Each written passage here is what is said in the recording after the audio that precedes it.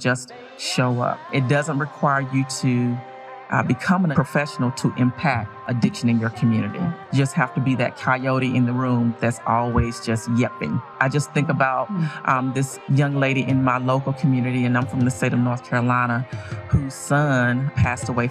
And every opportunity, she would show up and she would toot the exact same horn. Identify your why, and then just show up. Stories are powerful. Welcome to the Rise, Recover, Live podcast, brought to you by The Phoenix. This is a space where people impacted by substance use can come to share their story of strength and resilience, get open and honest, and inspire hope and build community through shared experience. We'll be talking to people in our community on their own recovery journey and shine a light on the topic of recovery in all its forms. Maybe you'll hear some of your story in theirs. Let's show the world that together we rise, recover, and live. Welcome, everybody, to yet another very special episode of the Rise, Recover, Live podcast. We are your hosts, Bryce III, he, him pronouns. And Ms. McKean, she, her pronouns. And this is super duper special, huh, Liz? It's super duper special. Yeah. If we add a duper in there, it's extra special, yeah. Yeah. We're at a round table. I'm trying not to turn too much towards you because my mic is on this side. So, we're gonna go in the country. We're good. The videographer was wearing cat ears. This has been a very unique experience, and I'm excited to have this conversation today. Me too. And a community effort to make it come together, to like from tech to just getting people in the door. It's exciting. And we have folks that are here live with us, which is really special. And we are live together, which is really special. And the two women in front of us are incredibly special, and we couldn't be more honored to have you here. You know you're super special when Liz slaps the table. I know. Go ahead, you can slap it again. It probably won't be the last time. Recording is young. Yep. Well, I'm gonna turn it over to you and skip the pleasantries because you have the infamous cue cards. And man. I'm very curious as to the very special intros that you have on these cue cards for our guests. Poor Bryce and I have been working together for a few years now, and I gotta tell you, the first time we actually did something with microphones in our hand in front of people, I forced him to have cards too, and it's now I know better. I know better than to give Bryce cards. But for my little brain to remember things. So, just to kind of set the stage here for where we are, we're at the NAADAC conference, and that is the Association for Addiction Professionals. I'm going to just go ahead and try to describe what that means, and excited to hear you both go into more detail. But it's the national organization that represents addiction counselors, educators, and addiction-focused healthcare professionals in the U.S. and Canada and abroad. And with us today, we have the fabulous Executive Director, Cynthia Moreno, and the President of NAADAC, Angela Maxwell, both incredibly just impressive people. I've read both of them described as tireless when it comes to their contributions to just society, the recovery community, the organization, the many organizations they both impact. And I gotta tell you, I don't know if that's even like a real thing, because my guess is probably you're tired sometimes, but you just keep showing up, which is just the most incredible thing, and really the thing that so many people have in common that makes such a difference. So welcome, and thank you. Thanks for having us. It is our great pleasure. So, an infamous question of the show is, how's your energy? And so I think I want to lob that over to you for the first question. How is both of your energy today? How is my energy? Wow, my energy is calm. It's positive. It's hopeful. It's alert. It's present. Like, I'm really excited that we're here in Denver. I'm excited about the conference. It is impossible to not be excited when you're amongst your family, who's the NAADAC family. It's impossible to receive, not to receive love. When you're in this atmosphere, it's impossible to be in a space of hopelessness when you're amongst colleagues who are fighting for the same vision and mission. So, yeah, calm, present, excited, encouraged. Oh, I love that. Yeah, I would say my biggest issue is I have lots of energy. So I have to use that. It's not a bad issue. Yeah. So come to a NAADAC conference. That'll help. That'll help use your energy. But I love the energy of the people here. Mm-hmm. You know, I love NAADAC people and people yet to be NAADAC people because we positively contaminate them. Mm-hmm. We do, this is like family. We contaminate people with the love and care that we have for them. And it's true. I mean, people know fake, right? It's like teenagers. You cannot get by on a teenager. Same with addiction professionals. You cannot get by. They know, they smell it, right? Okay, there's some plastic in the room, right? So, just being around our people, just being around people who really care about people gives you even more energy. Yeah. So, I'm typically peaceful and calm inside, but I'm excited all over the place otherwise. So that's just kind of how I am, and I just like to be who I am, you know, authentic, Absolutely. real. It's such a beautiful thing to be able to have access to spaces where that authenticity is not only like rewarded but celebrated. And when you find the opportunity to professionally contribute in alignment with that authenticity, you struck a gold mine. Yeah.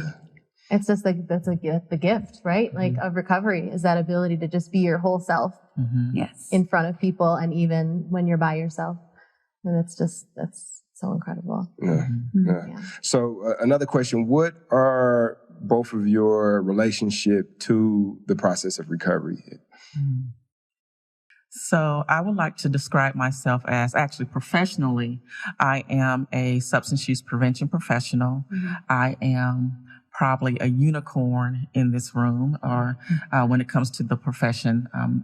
You know, we probably represent 5% of the profession as far as individuals who career-wise chose to serve upstream when it comes to the addictions arena, you know, working with young people, families, communities on strategies to prevent young people from going down that path. How do we create safe and healthy communities for not only just young people, but also individuals who are in recovery? I always like to ask people when they are, ask counselors, so when you're engaging with your clients, where do they go when they leave your office? They go back into neighborhoods and communities, and prevention professionals are really out there on the front lines, ensuring that there are policies, there are community norms that really not only support young people in living healthy lifestyles, but also creating spaces so that when individuals who are living a life of recovery also can take advantage of those safe spaces as well. So that's me professionally. I've been doing that for 27 years. I also like to classify myself as a recovery ally. And for me, that means that I've had the privilege of walking alongside individuals who are in recovery, in transition into recovery. I have had the pleasure of witnessing the positive impact for individuals who found recovery. I also have witnessed when that's not the case. I have family members who are still in active addiction and what that means for them. And so there's that passion for me as well. Oftentimes, I'm the person that comes to family cookouts and they're like, oh gosh, here she comes. You know, here she comes with why you shouldn't do drugs or why you should find your pathway into recovery. That is me, right? And so I am an ally and I advocate regardless of where you are on the continuum. That's my role. And I also, just to expand that a little bit, that also means supporting the workforce, right? That's my passion at this point in my career. Yeah, no, that's beautiful. Thank you. Thank you for sharing. That is really cool. But one thing that we have in common is that when our family see us coming, they go, oh no, here she comes. It's like a, you know, because I come from a family of addiction. So what really got me, what my passion is, what got me into this is that my mother was addicted to drugs and my father was alcoholic.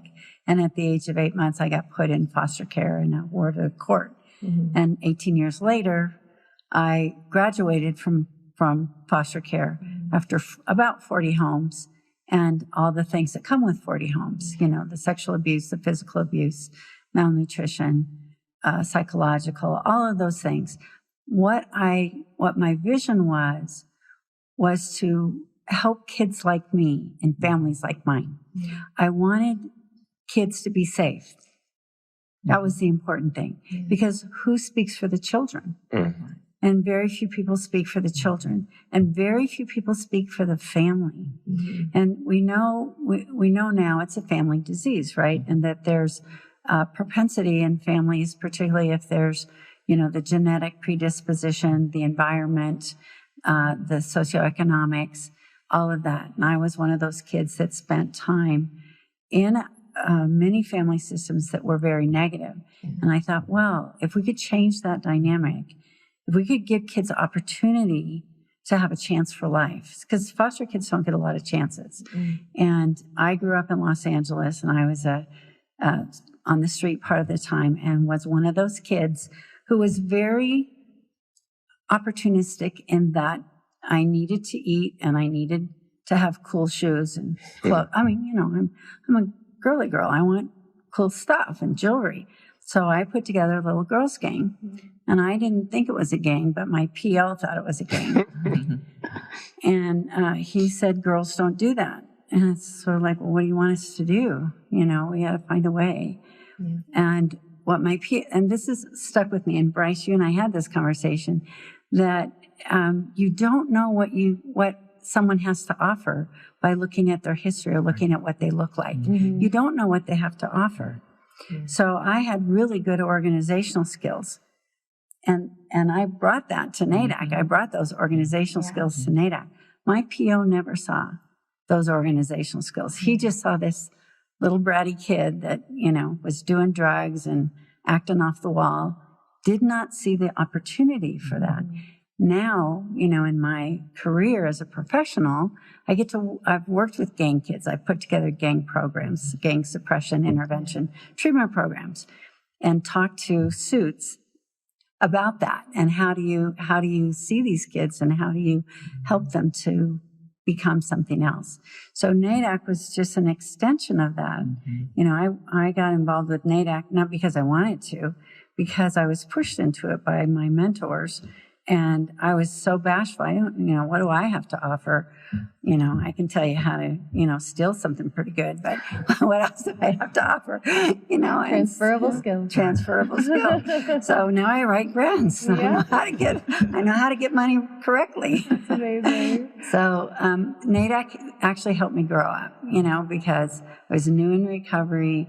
I was very bashful, and I didn't necessarily want to fit in. I wanted to figure out who I was, and what all this background meant, and what was I supposed to do with it. So my higher power basically said, you need to get out there. You need to get involved. And NAADAC has been that platform for me to grow and change and just still be who I am. Yeah. Only a little bit maybe finer tuned. There's this theme. Like we watched the documentary last night, The 50, about options and the people within the prison systems being equipped to be able to serve each other. And, with the Phoenix, like a big part of the motivation of the way that the services are offered is bottom up, which is like the people from the community have the answers. And so how can we empower, how can we have the resources for the people in the community to raise their hand and say, okay, this is how we solve this. And I think within addiction professionals, at least in my experience, I didn't know recovery coaching was a thing. I'm a certified peer recovery mentor. I didn't choose it. When I got into it, it was kind of one of those things where it was like, oh, like this is what your life has looked like thus far. Here's a way to lean into it and serve more. And that kind of sounds like similar to your experience. And then where you were sharing is how you show up for the professionals and how that's important, like the workforce and how that's important. And so I'd like for you both to speak a bit about why addiction professionals and the workforce within addiction and substance use disorder is important, and why people that have been impacted by substance use disorder are the prime candidates for people who can contribute to this field. The thing about the addiction workforce is that there's got to be a hook. There's got to be a reason why you come into it. If it's not a family issue, maybe your own recovery. Maybe it's not your own recovery. Maybe it's a family person, or maybe you're the person who actually sees what's going on out there.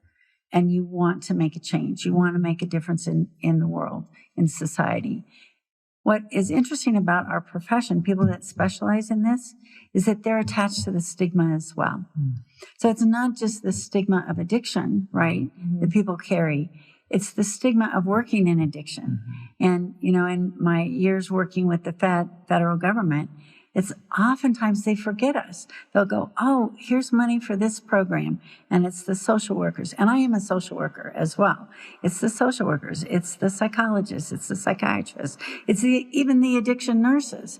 And it's the peers. But they forget about the addiction counselor. And so then we have to raise our hand and say, excuse me, we're here too. And we're actually serving that population.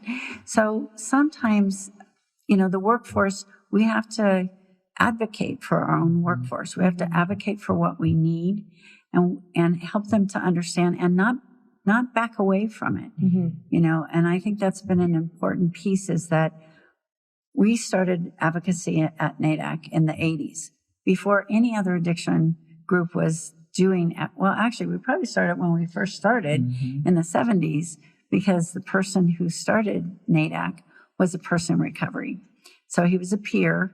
And people back then were getting lobotomies and shock treatment. And he said, wait a second, this isn't good treatment. We need to do something different. So the workforce, actually, if you think about it, the workforce has always had to be engaged to fight for itself. And then to fight for the clients that we serve, because those two things are so closely linked. I would also say that there has to be someone in our field who is able to identify the critical needs for our field, who has a bird's eye view. And what I mean by that, oftentimes those of us who are on the front lines, oftentimes our heads are down in the trenches, so much so that we either are unable to see the global picture. That's what I appreciate about NAADAC, to see the global picture in connecting the dots and the trends that impact us collectively as a profession. But sometimes we're so deep into the trenches that we don't either step back long enough to see it, or we don't feel as though we're competent enough to actually make a contribution.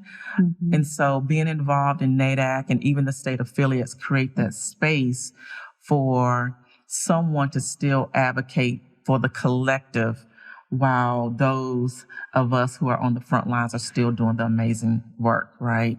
And so I think, again, there has to be a balance in the continuum of direct services, advocacy, the professional association, to ensure that we're meeting the needs of those we serve as well as the communities that we serve. Yeah, I agree with that. A lot of people don't understand that there's this huge continuum of need in the United States and globally. NAADAC is global. We serve all around the world, testing, training, and different countries have different needs. So the brain is the brain. Addiction is addiction. The brain is the brain. The culture, the political influences, the economy of that country may affect addiction differently. However, the addiction process, right, the progressiveness of addiction and the progressiveness of recovery is very similar country to country. And you have the cultural overlays and the political and the economic overlays.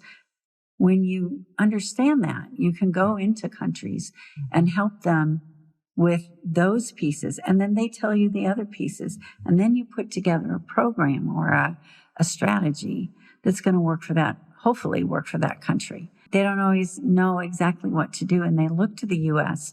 as if we know everything, and we don't.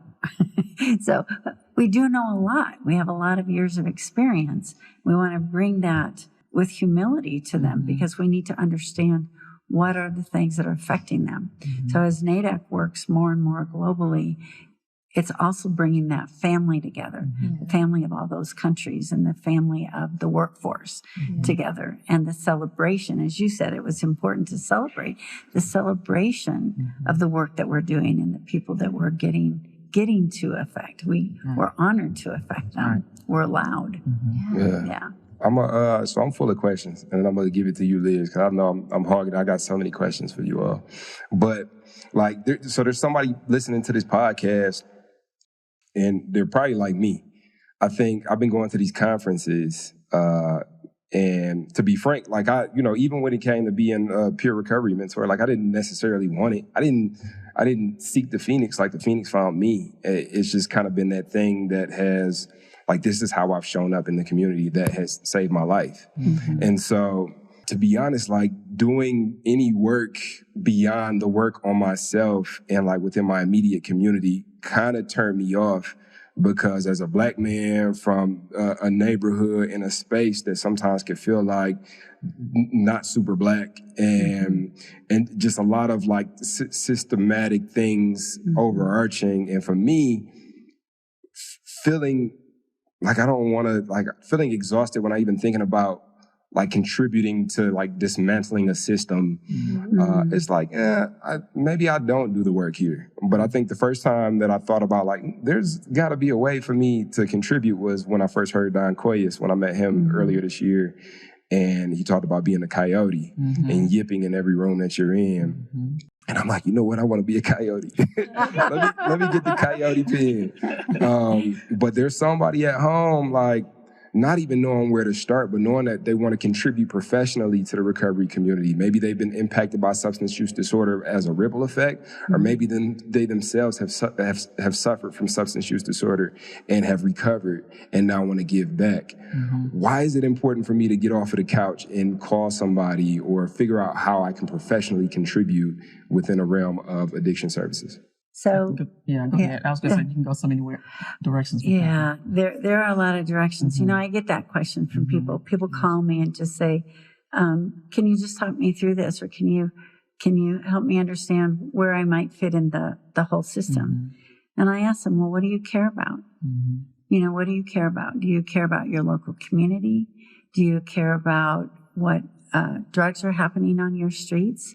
Do you care about what's happening in your city or your county or your town? Because some of these are really rural places. What do you care about? Do you want to make a local impact, or do you want to make a bigger impact? Because some people have big dreams, right? And some people just want to do something in their neighborhood. So it's important to have the conversation. That's the first thing, is to have the conversation and to ask them, what's your dream? You know, what is your dream? What would you do if you could do it? You know, don't think about any barriers, because when we start thinking about that, then it's like, I'll never get there. Think about what your dream is, and then who can help you? Who can help you get to that dream? My dream was to only change the world, right? That was my dream, was to change families, children, families. Yeah. And then my dream was, let's do this all over the place, right? Well, how do you start with that? You know, how do you start with that dream? Well, what kind of education do you need? Depending on what you want to do, you know, do you want to do something local? Do you want to be a peer? Peers to PhDs is what NAADAC is all about. You can make a difference at any level. You can be a community activist and make a difference. So it's what's your dream? What do you want to be? What do you want to do? What do you care about? And it's the conversation.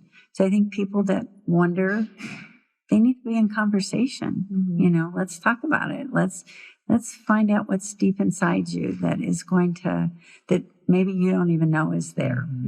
And you can find that because of the conversation. Have a conversation with a professional, you know, because we're there to have that conversation. Absolutely. And I would also say that in addition to the why, I would say just find opportunities and spaces just to show up. Oftentimes we are intimidated about the big process, as you said. How do I begin to dismantle oppressive systems? And you're not necessarily called to dismantle oppressive systems by yourself. And so if you just find space in which to show up, you will connect with your people and garner a groundswell of energy around a common vision. And so showing up can be as simple as showing up at a school board meeting.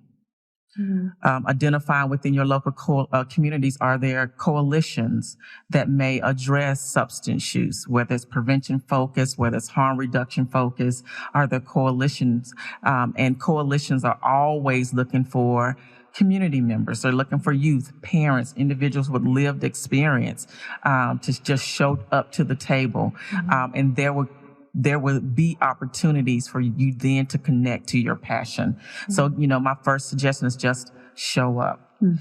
It doesn't require you to become an addiction professional to impact addiction in your community, right? You just have to be that coyote in the room that's always just yepping, and it can be the same yep. I just think about this young lady in my local community, and I'm from the state of North Carolina, whose son passed away from crack. And this is early on in my career. And every opportunity, she would show up and she would toot the exact same horn. Crack killed my son.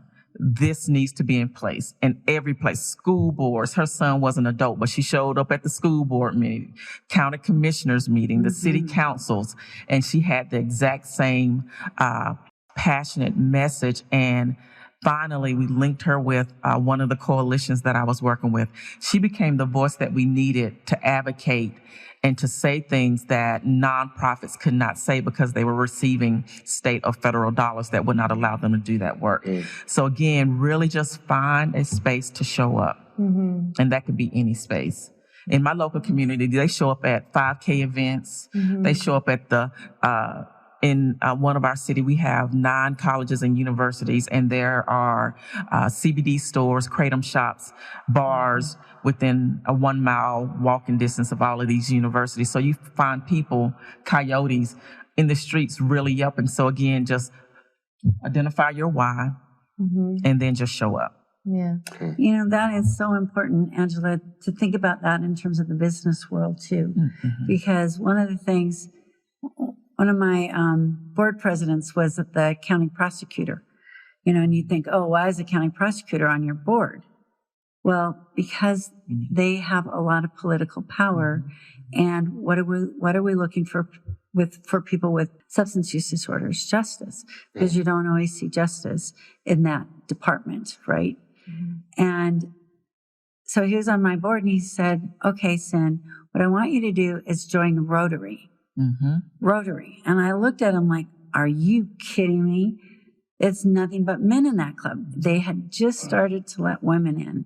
And, I don't want to walk in a room with 250 men and 6 women, and I'm the 7th, right? Especially with my background. I was not looking forward to that. And I said, I really don't want to do that, Seth. You really think I have to do that? And he goes, this is your opportunity for growth. Oh, man, I'm so tired of that. Oh, man. Yeah, right? This is your opportunity for growth. And I said, okay, I'm going to do that. I'm going to try. So I went to Rotary, and substance use disorder is a mystery to a lot of business people. They don't understand it. They don't get it. A scary mystery. Right. They think you're weird. They think your treatment center's weird. They don't understand that you're actually a human being doing human work. So at least that was my experience walking into this Rotary. And the way that I think I was allowed to affect it is they were doing a Valentine's program. And they said, well, could you take over the Valentine's program? You're a female. You should be able to do this well. So I said, okay, well, what do you guys usually do for Valentine's? Well, we bring our hunting movies in and buy roses for our significants. Well, very romantic. Very romantic. Wouldn't you want to go? Yeah. I know. My stomach, So I said, well, do you mind if I change it up a bit? So I put together a fashion show with their spouses, because most people were, you're right. So we put together a fashion show, got the community involved.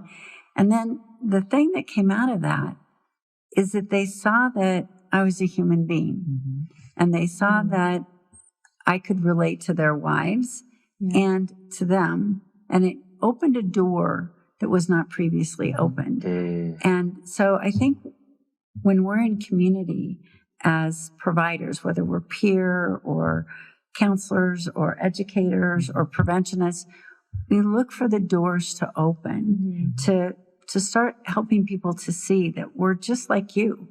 You know, we're just like you business people. And actually, we're here to help you.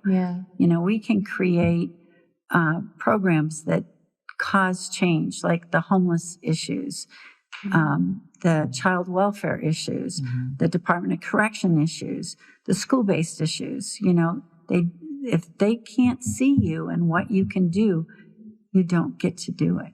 Absolutely. And so you put yourself out there. So that was a big lesson I learned, is that it's uncomfortable sometimes to do this work. We're not always in comfortable places that we know, but there's something inside us that we have to give. And once they see that, there's a different connection. Well, it's like, and I feel like that's your superpower.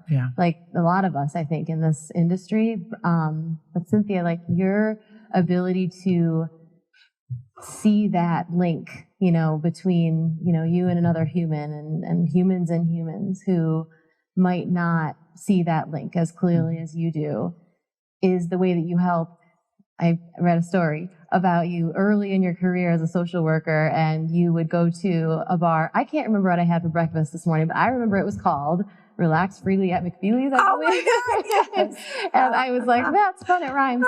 So you would go there, and they told you, don't go there because these people are hopeless. There's no hope. And you were like, I mean, you know, I've said that about a lot of, you know, about myself, and that wasn't true. And so you showed up and saw hope in people who didn't see it in themselves, who had been thrown away otherwise, and you kept showing up, because you can't just hand out flyers in a situation like that and think it's but you became the actual tangible expression of that hope, of that belief in them as humans, until finally it started to make a difference. And you also talked about this one specific, I'm just telling your story here, apparently. I'm so excited about it.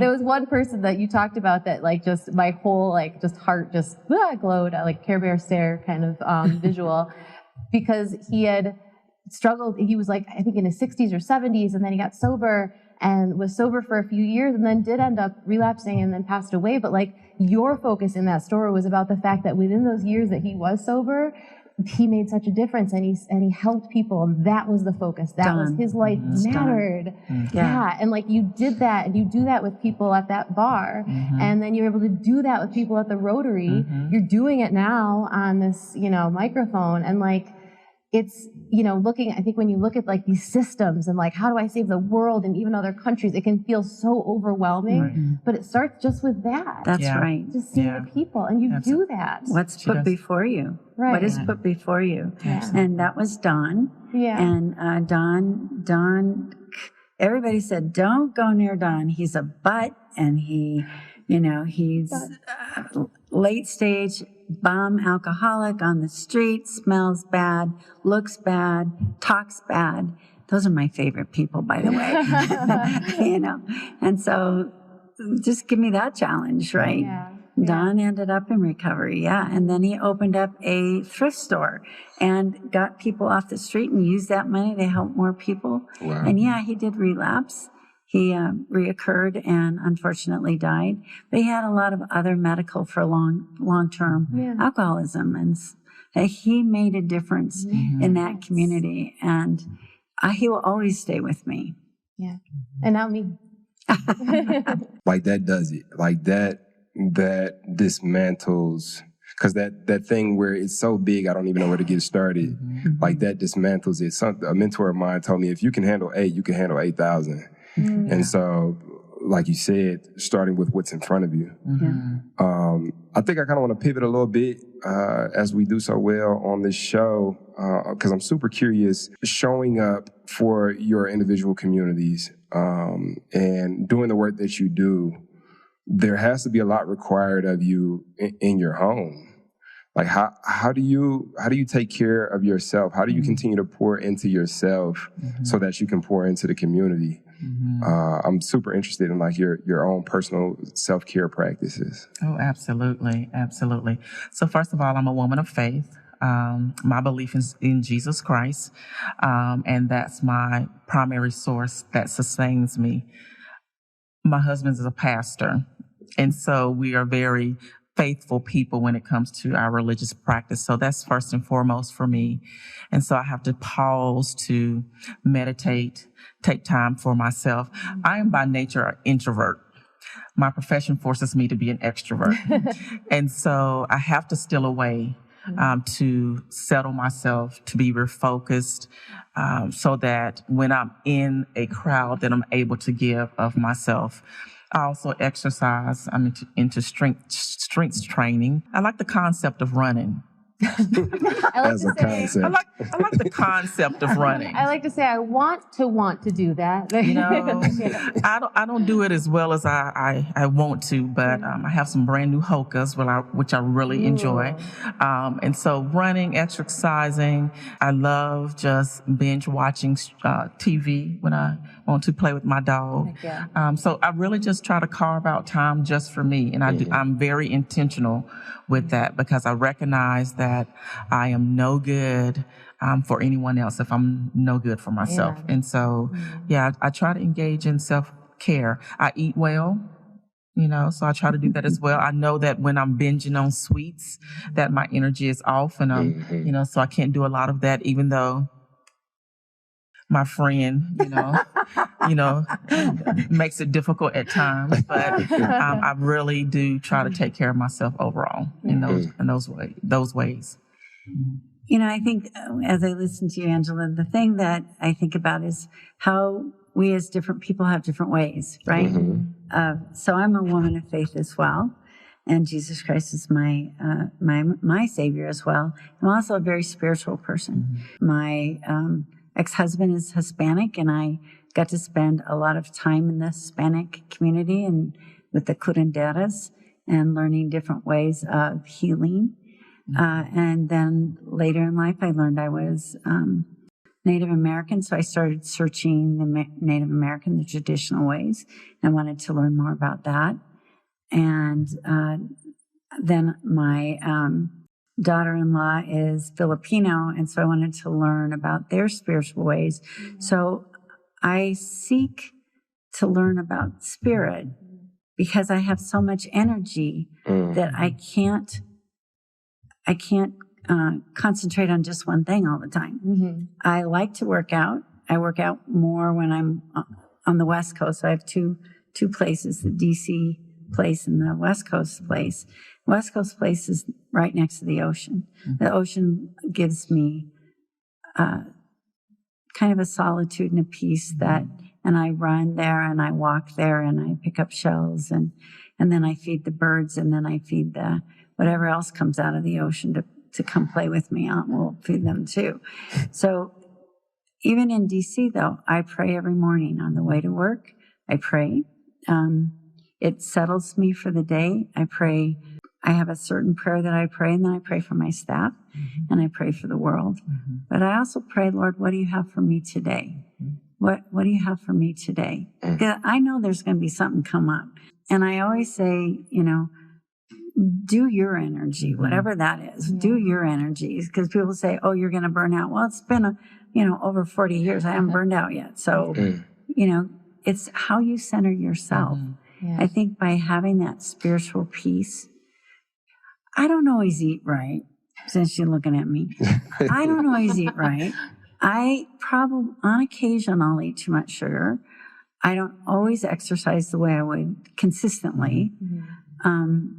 And the one thing I do very consistent is my spiritual life. And I think that's the big thing is my spiritual life. And then when you say that you ask Spirit, what's next? What do you have next for me?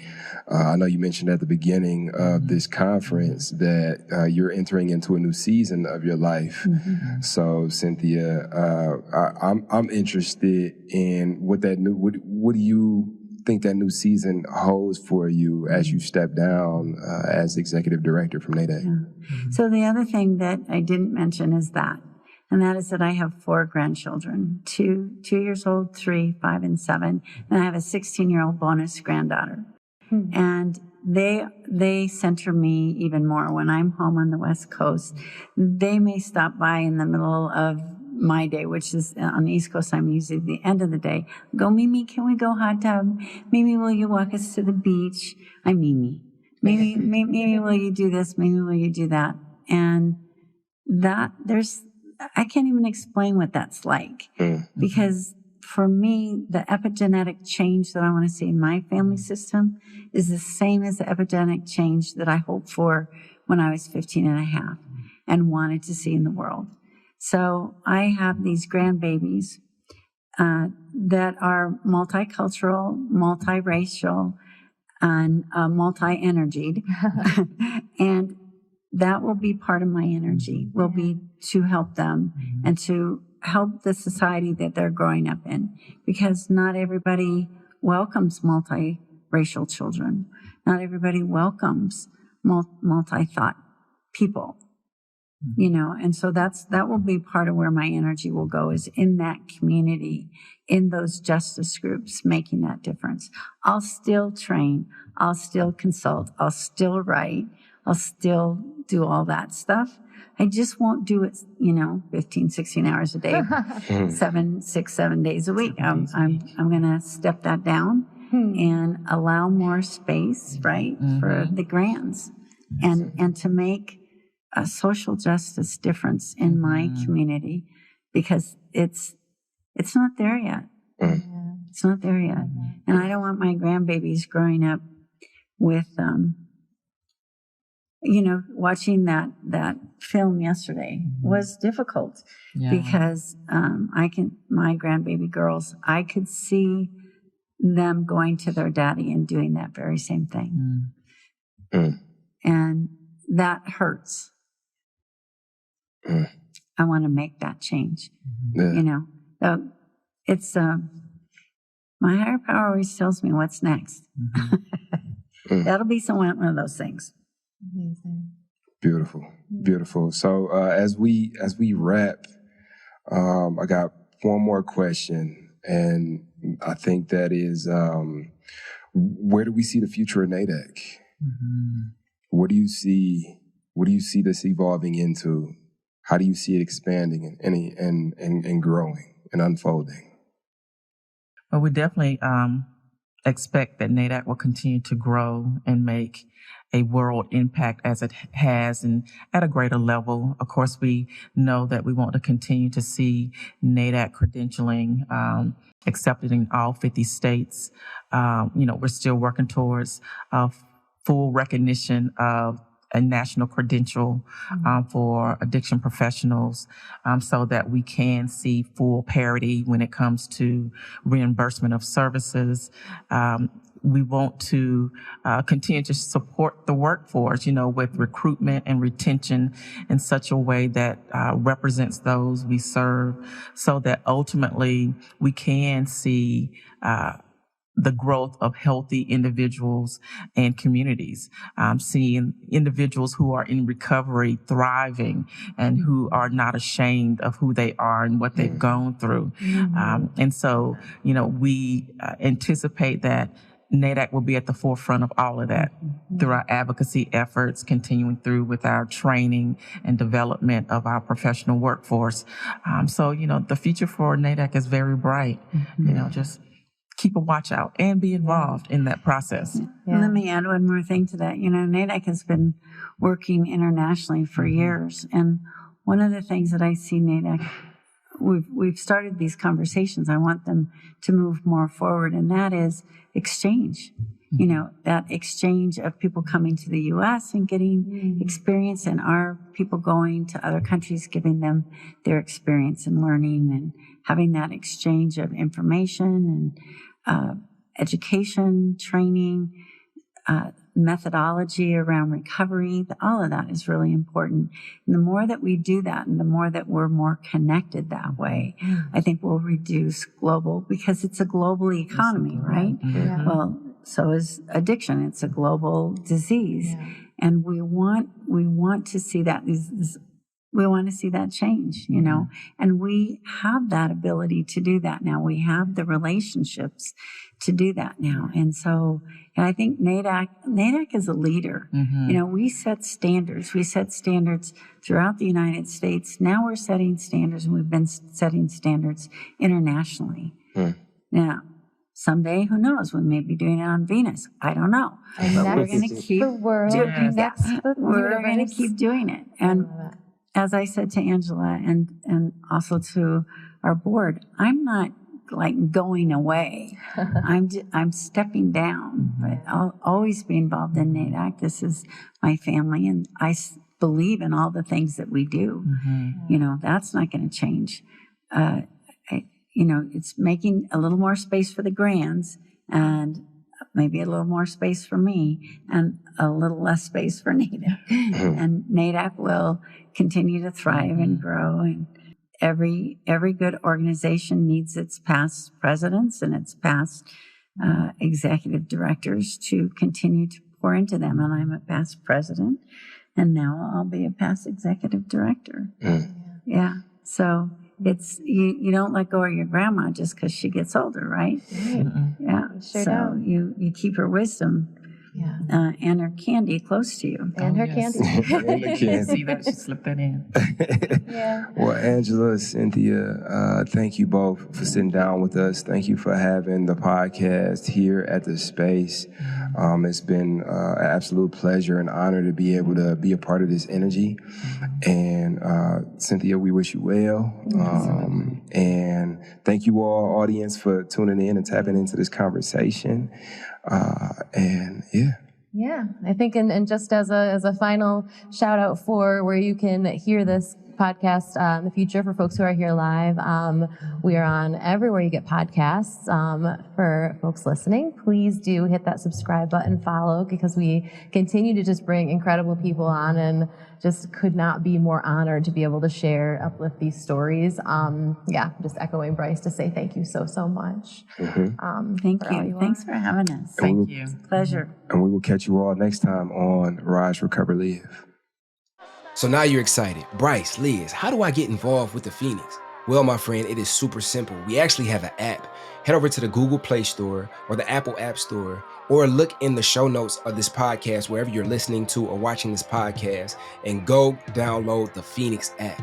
The Phoenix app makes it so easy to find classes that are near you, or to access our virtual class schedule where you can hop on from the comfort of your home. You can also join our groups and have a conversation with someone from the Phoenix community from anywhere in the world. Please make sure that you join the podcast group where you can connect with Bryce and I and other listeners. Everything that you need is in the show notes. You can also head to our website at www.thephoenix.org. And maybe while you're there, you click the volunteer tab and get even more involved.